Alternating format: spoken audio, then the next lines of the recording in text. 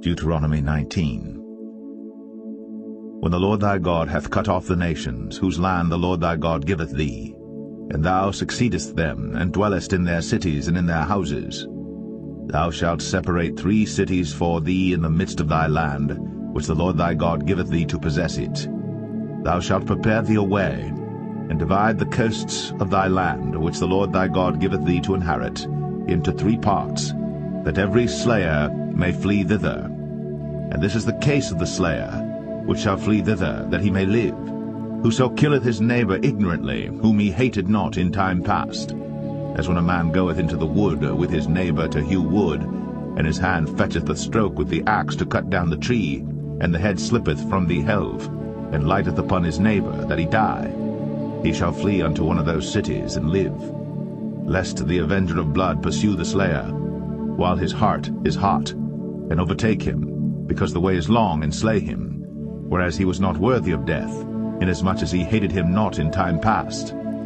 Wherefore I command thee, saying, Thou shalt separate 3 cities for thee. And if the Lord thy God enlarge thy coast, as he hath sworn unto thy fathers, and give thee all the land which he promised to give unto thy fathers, if thou shalt keep all these commandments to do them, which I command thee this day, to love the Lord thy God, and to walk ever in his ways, then shalt thou add 3 cities more for thee, beside these 3, that innocent blood be not shed in thy land, which the Lord thy God giveth thee for an inheritance, and so blood be upon thee. But if any man hate his neighbor, and lie in wait for him, and rise up against him, and smite him mortally, that he die,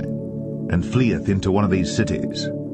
then the elders of his city shall send and fetch him thence, and deliver him into the hand of the avenger of blood, that he may die. Thine eye shall not pity him, but thou shalt put away the guilt of innocent blood from Israel, that it may go well with thee. Thou shalt not remove thy neighbor's landmark, which they of old time have set in thine inheritance, which thou shalt inherit in the land that the Lord thy God giveth thee to possess it. 1 witness shall not rise up against a man for any iniquity, or for any sin. In any sin that he sinneth, at the mouth of 2 witnesses, or at the mouth of 3 witnesses shall the matter be established.